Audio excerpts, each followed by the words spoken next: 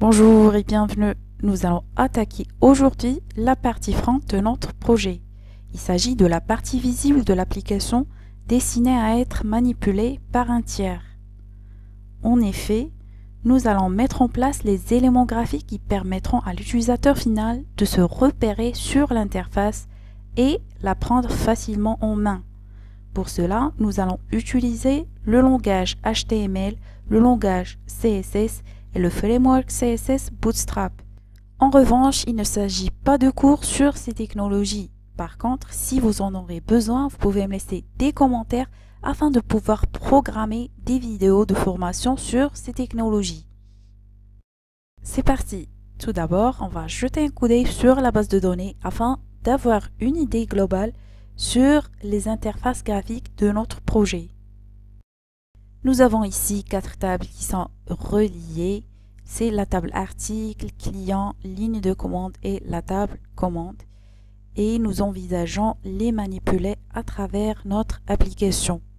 Du coup, nous allons réaliser une interface article qui permet de gérer les articles. Ensuite, une interface client qui permet de gérer les clients.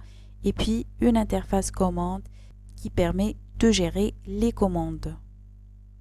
Et bien sûr, la table ligne de commande sera liée à la table commande sur l'interface. Nous aurons ensuite besoin d'une interface index et qui permet d'avoir une vue globale des données qui sont insérées sur la base de données. Donc on va essayer de connecter toutes les tables, de faire des jointures et d'extraire les champs qui seront visibles sur notre interface index. Afin d'avoir une application bien organisée, nous allons suivre une certaine arborescence de nos fichiers du projet. Sur le dossier 3W, nous allons créer notre dossier du projet. Ensuite, nous allons commencer à créer les fichiers du projet. On commencera par un index qui aura l'extension PHP. Il s'agit de la page d'accueil de notre application. Ensuite, nous allons créer notre dossier image que nous allons utiliser plus tard. Un dossier CSS et un dossier JS. Ensuite, on continue la création des fichiers de notre application. On va commencer par le fichier article.php. Ensuite, les fichiers commande et client. Et nous allons mettre un fichier header et bien sûr un autre fichier footer qui contiendront les portions de page du header et du footer.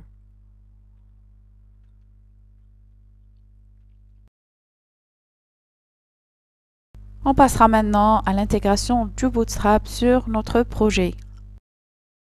Pour ce faire, nous allons accéder au site officiel du Bootstrap et puis nous allons chercher, alors ici sur les exemples, un exemple qui sera très simple et que nous pouvons utiliser comme début sur notre projet. Donc ici, on verra sticky footer. Donc cet exemple, nous allons essayer de prendre le code source afin d'avoir le même affichage sur notre projet. Donc on fait un copier et puis on essaiera de tout coller sur notre index.php.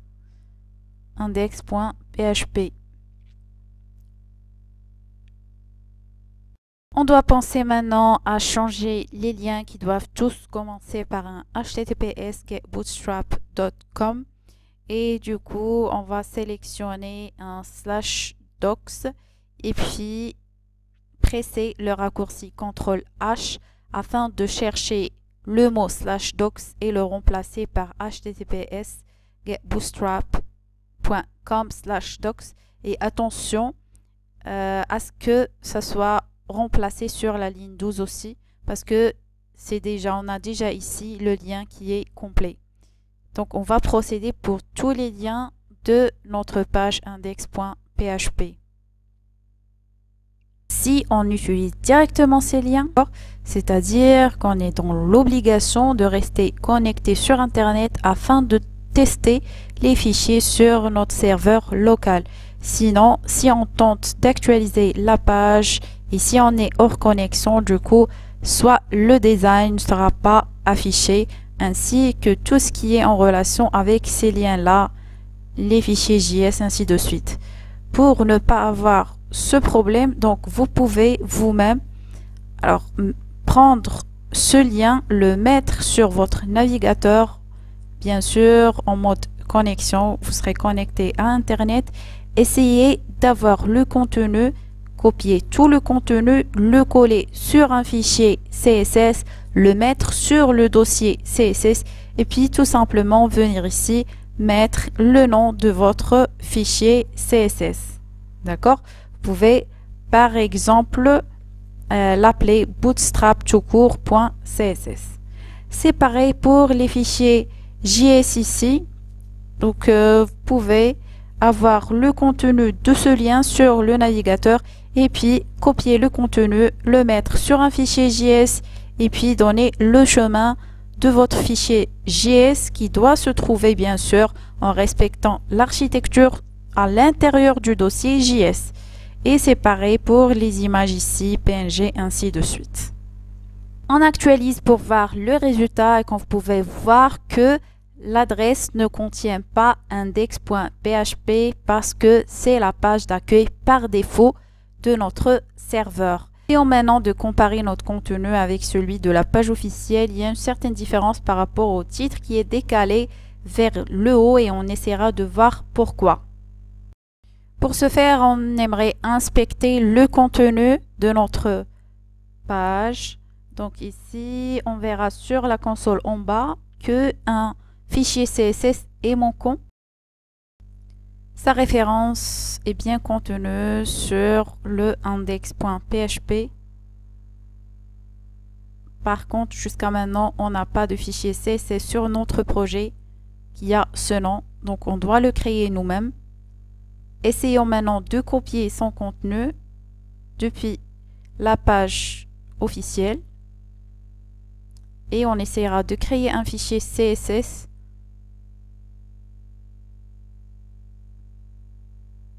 qu'on appellera style.css.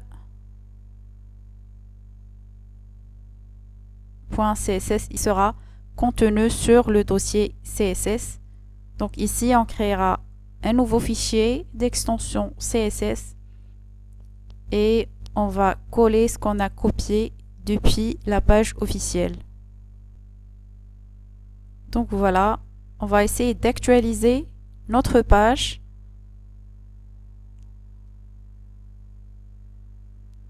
Et puis voilà.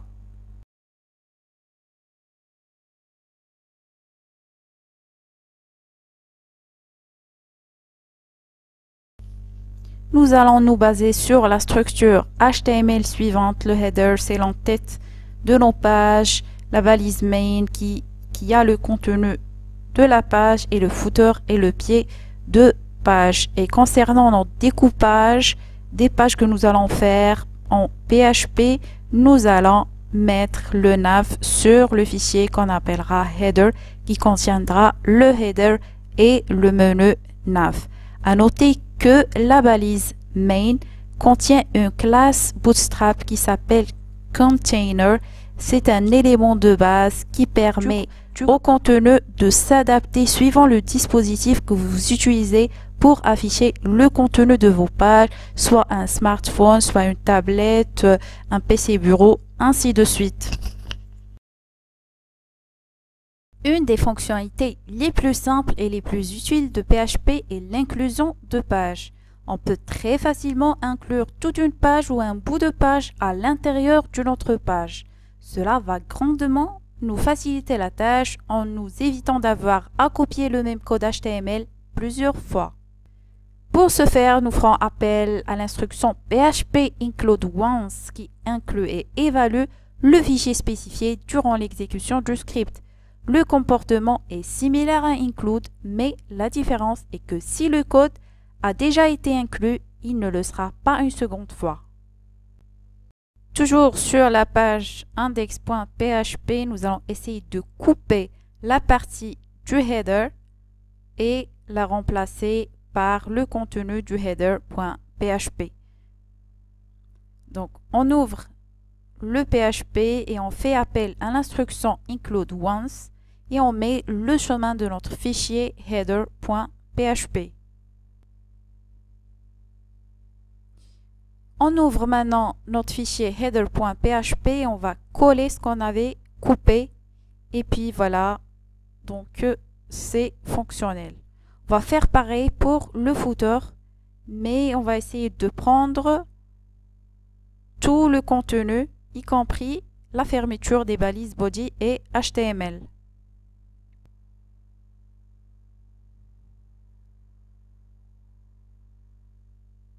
Et voilà, le footer est bien inclus. Si on tente d'actualiser, il n'y aura plus de changement. Le contenu est responsive, c'est-à-dire adaptable à tout type de dispositif.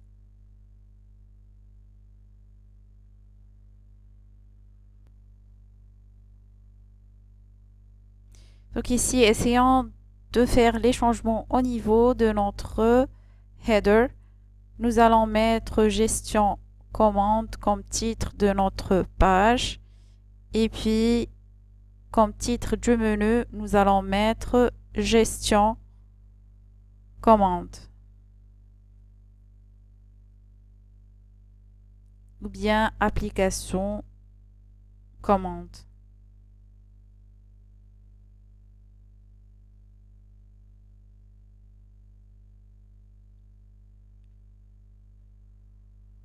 Nous allons ensuite spécifier les liens du menu. En premier, nous avons l'accueil et puis article. Il va faire référence à notre page article.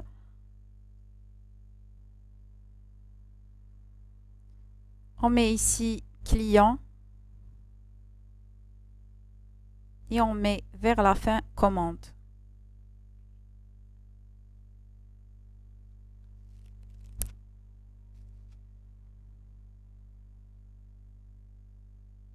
Donc, on actualise pour voir et le menu est bien affiché.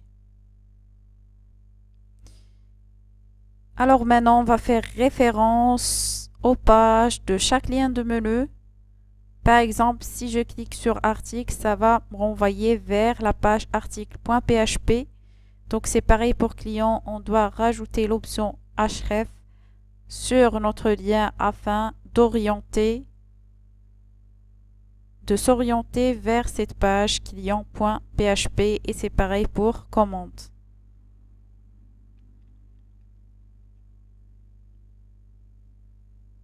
Donc on actualise ici et on essaiera de cliquer, voilà, ça fait référence à article.php et c'est pareil pour les autres liens du menu.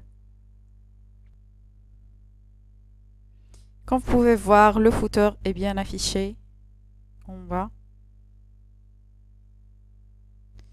Donc ici, on aimerait mettre un copyright et mettre l'année en cours, c'est 2022.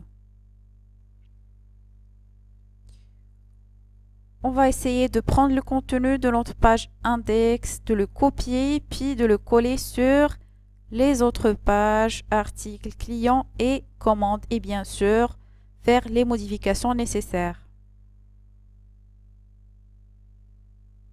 Alors ici, pour chaque page, nous allons essayer de lui mettre son titre.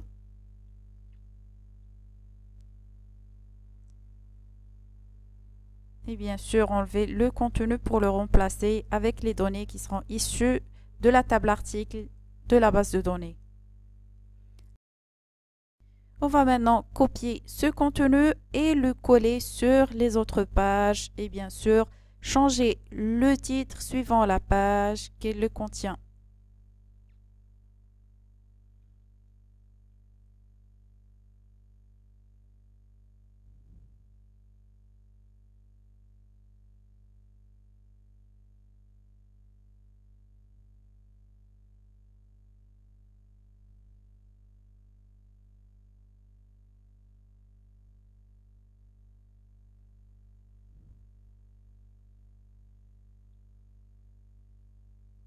Essayons maintenant d'actualiser notre application pour voir le contenu de chaque page. Donc les titres sont bien affichés suivant le lien de menu.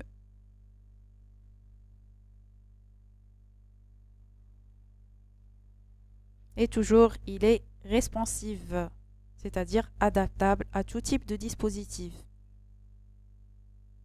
Passons maintenant à l'activation des liens de menu navbar. Donc, on doit activer chaque menu lors du clic. La couleur du lien doit être différente par rapport aux autres qui ne sont pas actifs.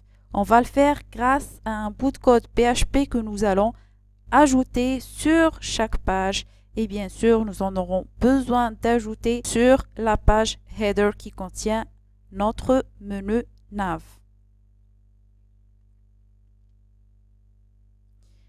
Donc ici, c'est à ce niveau qu'on va essayer de jouer avec la classe active parce qu'en Bootstrap, la classe active est celle qui met un lien actif. D'accord? Donc on va essayer de la programmer afin que notre lien soit actif lorsque son contenu est affiché. Sur notre page index.php, nous allons essayer de définir une variable que nous appellerons $index et qui aura comme valeur true.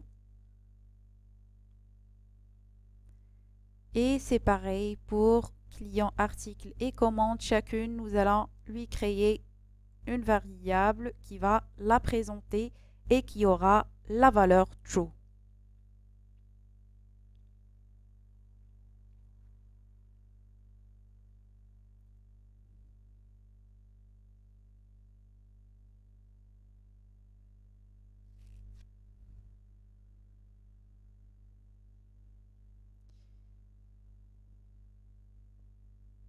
Donc ici, après la classe navlink, nous allons mettre un petit espace pour intégrer notre code et qui va gérer la classe active.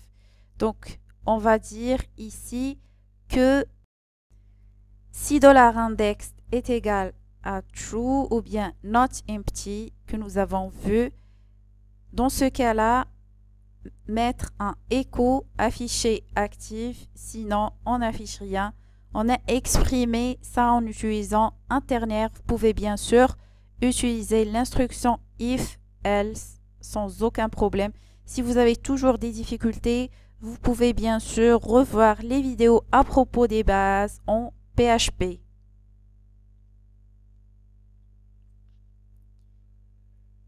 On va faire pareil pour la page article, client et commande et tester leur variable si elle n'est pas vide. Du coup, ça va afficher active.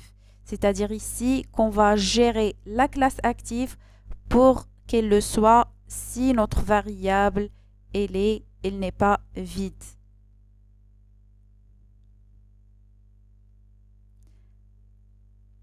Ici, à chaque chargement de chaque page, puisque nous avons mis à l'entête la variable correspondante qui sera égale à true, c'est-à-dire non vide. Du coup, la classe sera active suivant le lien de menu qui sera cliqué.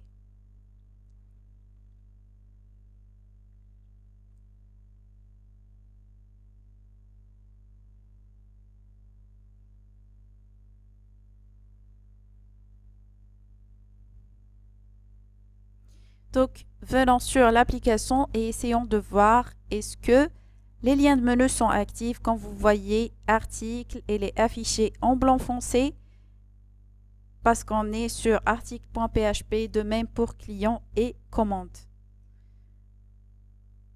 Alors ici, il y a un dièse qui apparaît. Donc, on va essayer de l'enlever. On aimerait chercher l'origine de ce dièse. Il est apparemment sur la page d'accueil. Donc, à la place, on mettra index.php.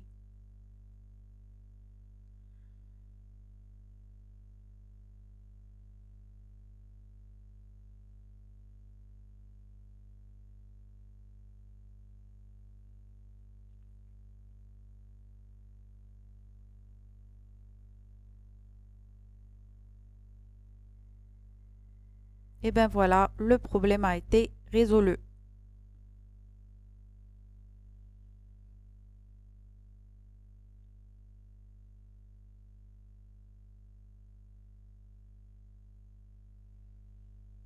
Alors, nous avons aussi un autre dièse, c'est à cause du lien application-commande, donc qui est sur le nav.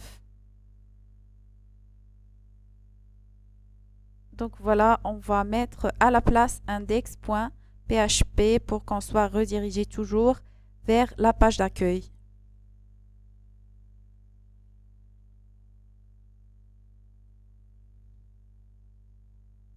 Et voilà, ça marche.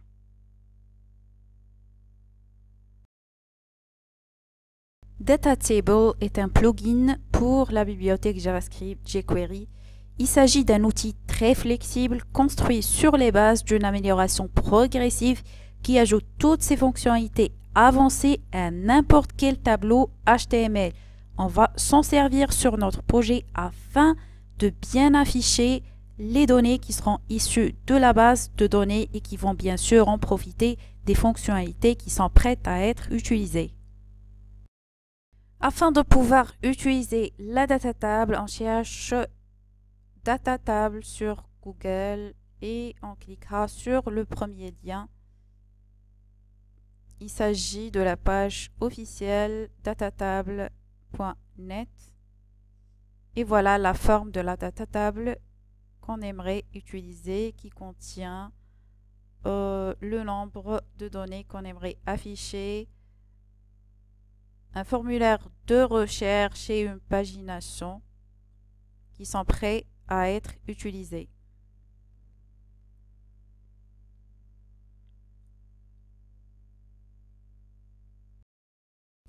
Afin de pouvoir l'intégrer sur notre code, il faut cliquer sur installation. Vous pouvez trouver la doc qui vous permet de le faire. Donc ici, on va tout d'abord copier son contenu HTML qui se trouve ici.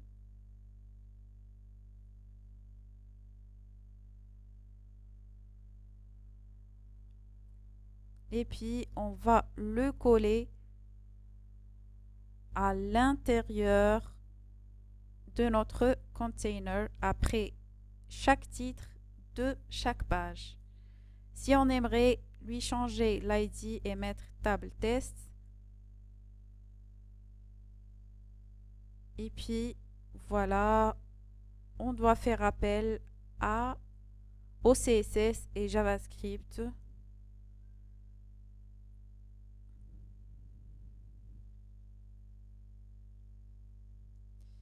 Donc ici, il est possible d'utiliser directement les liens. Sinon, si vous aimeriez bien sûr les copier et les mettre dans des fichiers externes et puis les appeler, c'est possible de faire. Nous, on va juste copier les liens directement et les mettre sur notre code.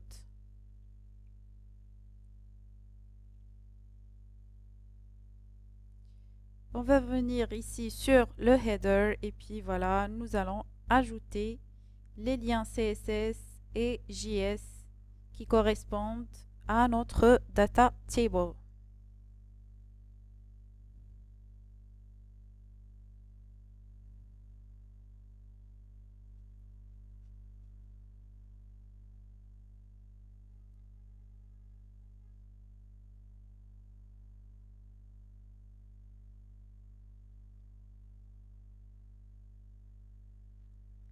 Puis après, afin d'initialiser notre data table, on doit copier un code.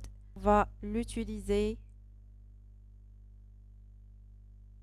Donc, il faudrait ouvrir la balise script afin de mettre ce code et puis la fermer.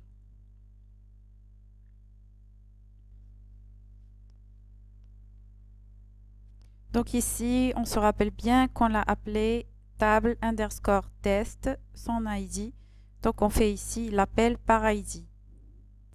Donc ici, il y a un petit problème. Donc on va essayer de cliquer à droite et de mettre inspecté, vous pouvez voir sur la console qu'il y a un problème de chargement des JS. Ce problème vient du fait que la bibliothèque jQuery n'a pas été encore appelée. Donc pour le faire, on va chercher Hosted Library sur Google et puis sur Google Developers, on aura le lien de cette librairie que nous allons copier et puis mettre sur notre code.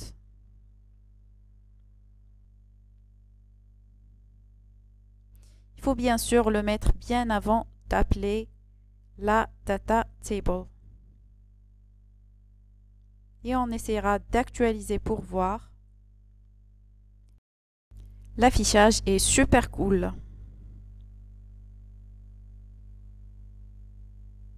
Donc ici, on va faire exprès de mettre beaucoup de contenu afin de tester la pagination.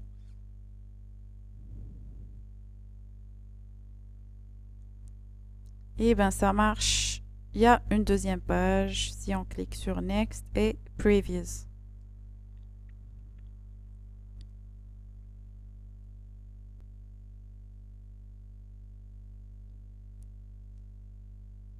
On va essayer de tout supprimer et de laisser juste deux lignes TH, des titres et deux lignes de données, TD. Et on va mettre le ID Data Table. Et puis, il ne faudrait pas oublier de le changer sur notre code JS qui fait appel à la data table.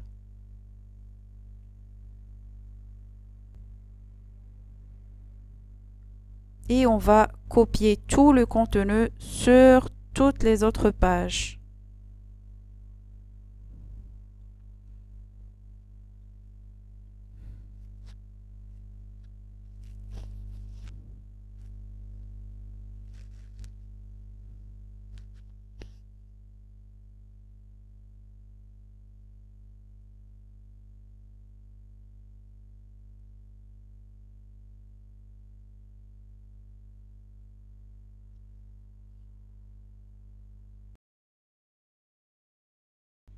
Il est toutefois préférable de charger le JS après le chargement de la page. Du coup, on devra mettre le code de notre data table sur le fichier footer.php. Si vous voulez traduire les options de votre data table qui sont en anglais, vous aimeriez les traduire en français, comme par exemple Show Entries, Search, Next, Previous. Donc, il est possible d'ajouter ce bout de code sur votre JS. Donc, je vous laisserai ce code sur la description de cette vidéo. Donc, voilà, notre vidéo touche à sa fin. Pour m'encourager davantage à créer du contenu, n'oubliez pas de vous abonner à la chaîne, d'activer la cloche et de partager le contenu avec vos amis. Je vous dis à très bientôt.